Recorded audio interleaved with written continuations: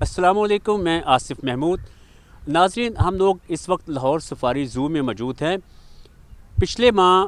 معروف ٹک talker Recep but سے Punjab wild life نے شیر کا ایک بچہ جو وہ برآمد کیا تھا، اور شیر کا وہ بچہ لاہور سفاری زو میں منتقل کیا گیا تھا۔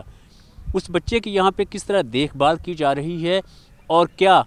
یہ بچہ جو ہے وہ رجب بٹ کو واپس مل پائے گا یا نہیں، اس حوالے سے بات کرتے ہیں۔ ہمارے ساتھ تنویر جنجوہ صاحب موجود ہیں جو لاہور سفاری زو کے ڈائریکٹر ہیں۔ تنویر بھائی، یہ بتائیے گا کہ یہ بچہ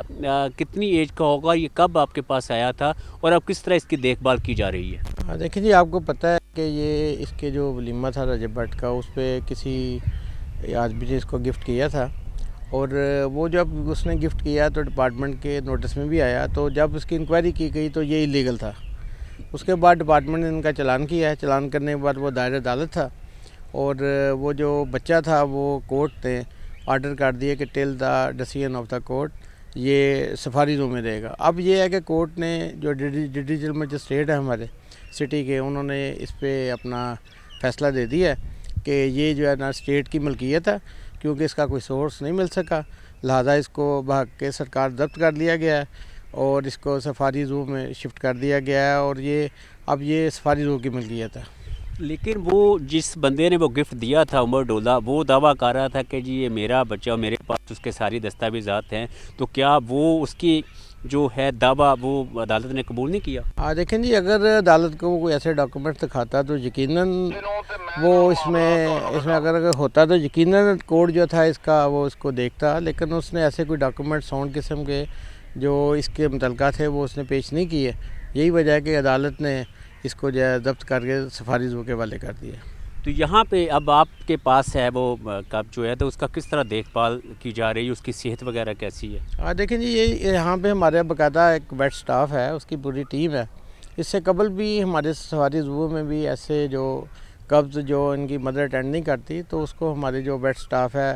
ان کو اٹھا کے ان کو ہینڈ فیڈ کرتا ہے، ان کی اس کے فیڈر سے دودھ پلاتا ہے۔ اب تک ہم 15 بچے جو ہم ان کو پال رہے ہیں، جو بڑے اب بھی ہو گئے ہیں، اور ان کی عمر 2 سے لے کے تقریباً 4 سال تک ہے۔ تو یہ بچہ بھی جس طرح ہم اس کو پال رہے ہیں اسی طرح ہینڈ فیڈ پہ ہے۔ اس کے ساتھ ساتھ اس کو جو ہی یہ 2-3 مہینے کا ہو جائے گا، اس کا گوشت بھی شروع کر دیا جائے گا، قیمہ دیا جائے گا، تو اس کی مکمل وہ صحت مند ہے، اس کی مکمل کیئر ہو رہی ہے۔ یہ عدالت نے اب کیا ڈیسیژن دیا اس کے حوالے سے؟ چونکہ پہلے تو آپ کے پاس یہ مال مقدمہ کے طور پر عارضی کسٹڈی تھی، اب کیا فیصلہ ہوا ہے؟ اب اس میں کورٹ میں ان کے دلائل سننے کے بعد دونوں پارٹیز کے، گورنمنٹ کے بھی اور جو ان کا جو وکیل تھا اس کے بھی، وہ اپنے فیصلے میں یہ ثابت نہیں کر سکے کہ یہ واقعی لیگل ہے۔ تو ظاہر بات ہے، کوئی ڈاکومنٹس نہیں دکھا سکے، تو اس کے بعد کورٹ نے اس کو جو اس میں فیصلہ دے دیا کہ وہ بحق سرکار ضبط ہو گیا ہے، اب وہ سفاری زو کی ملکیت ہے اور سفاری زو میں شفٹ کر دیا گیا ہے مستقل طور پہ۔ یہ بھی بتائیے گا کہ آپ کیا میسیج دینا چاہیں گے ایسے لوگوں کو جو شوق اور محبت کی خاطر جانوروں کو، بگ کیٹس کو یا دوسرے پرندوں کو، جب وہ چھوٹے ہوتے ہیں تو انہیں ماں سے الگ کر دیتے ہیں،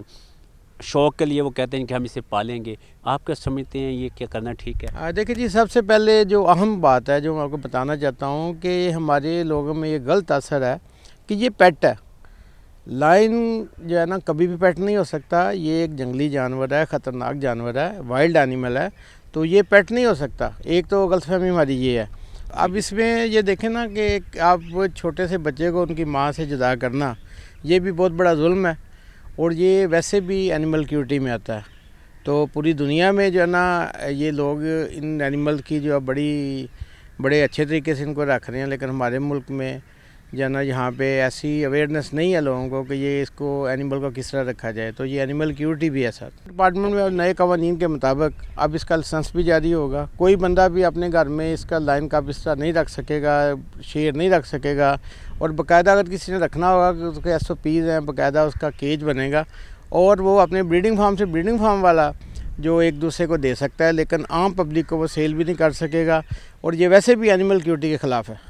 آپ نے تنویر جنجوہ صاحب کی بات سنی، ایک تو انہوں نے یہ واضح کر دیا ہے کہ وہ جو شیر کا بچہ تھا اب یہ مستقل طور پر جو ہے وہ